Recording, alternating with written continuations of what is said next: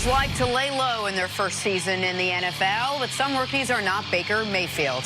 In his most recent episode of Not Laying Low, Sunday Stunt, where he stared down his former head coach Hue Jackson during the Browns-Bengals game, Baker initially denied the reports that he stared him down. Yesterday, he did an about-face and owned up to the stare-down seen around the world.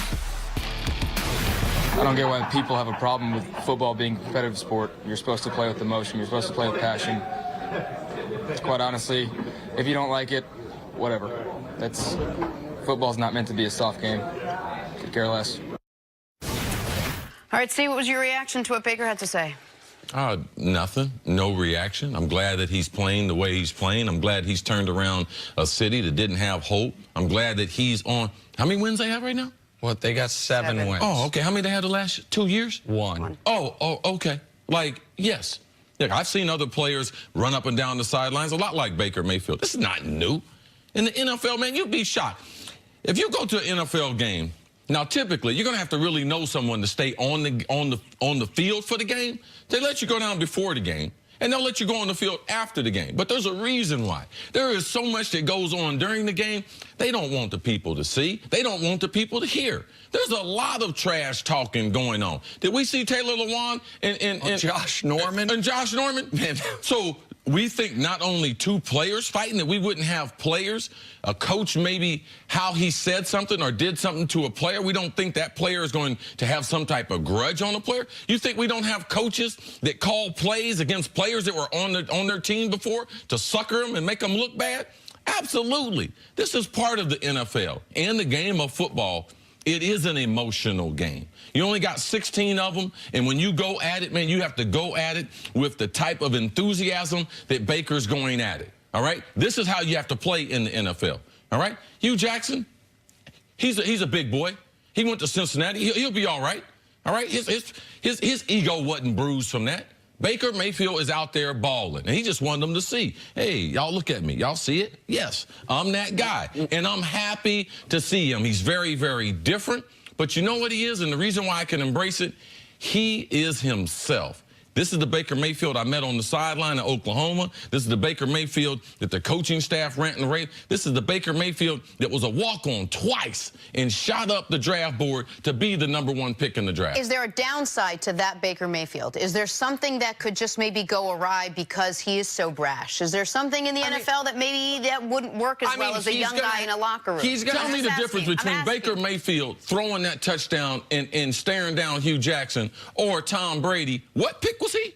199. What gumption did he have to tell Robert Kraft this is the best draft pick you ever? These guys are made of special sauce, all right? Now, we might not like it. It might not be the sauce, because this is the thing that pisses me off.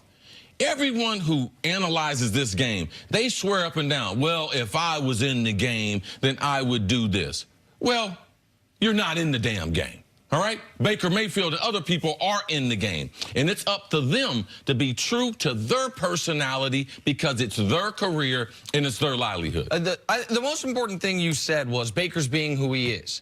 And I'm great with that. I have been begging the general NFL media Jalen Ramsey doing that. To allow guys to be who they are, particularly at that position. Quarterbacks have been coached into being monotone, coach speak, quarterback speak, what Russell Wilson's turned himself into, right? I don't know that who Russell Wilson really is, but whatever it is, we're getting the most vanilla version of him.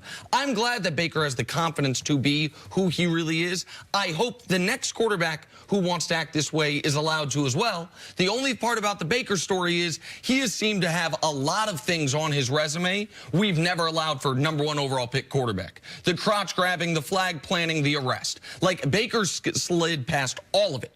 And by the way, I've been consistent on this point. Chris been consistent on this point. Can you play?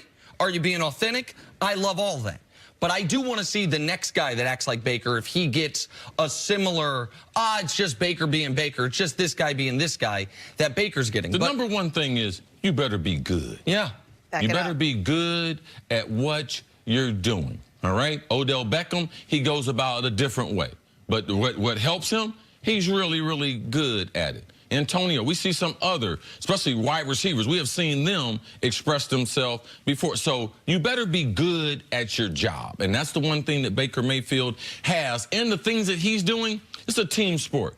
The reason why you have to be careful is, Nick, how does it affect the team? And Baker Mayfield staring at a coach on the sideline and not saying anything, man, the team is going to be jacked up about that. Him coming into the locker room saying afterwards, oh, what are you talking about? The team is going to be excited about that because that's their leader. And that's where that differs from what happened with Jalen Ramsey, who had nothing to do with you know, getting his team excited and pumping them up. It was more an individual thing he did, which he might have put his team in jeopardy. I think his team might have. I think a lot of those defensive players might have read that interview and been like, hey, good for you. I doubt that. You don't think so? I doubt that, no, because no NFL player wants to be criticizing all that many players. Like, he might have been right about, oh, no, this quarterback, he wasn't that good. But when you go down and you say 10 quarterbacks are bad, there's no way the other 10 guys on that defense are saying, yeah, amen, bruh, amen. No. Because they know that puts a target on them as a defense, on them as an organization. So they know he went too far. But the thing you said about Baker at the end that I had written down from before the show is his teammates clearly love him.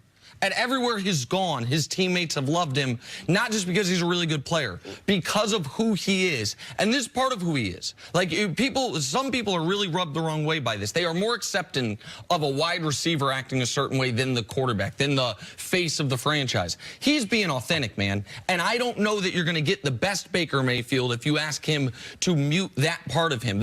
I woke up feeling dangerous. That's who Baker Mayfield is now. Yeah. And so I think people just have to recognize and learn to accept it. Yeah, Colin Cowherd got to get off his back, too. Colin Cowherd wakes up every day feeling dangerous, too. He tells people about it, talking to himself. I'm feeling dangerous, talking to myself, but it's cool for him. Now, Baker can't do it in Cleveland. Got to take a break. Coming up, another dangerous guy, Nick Foles. Is Foles the quarterback of the future in Philly? This is a hustle. Next on First Things First. Colin wakes up feeling dangerous? In his own little way. I mean, he's stiff about it. And a button down. I'm feeling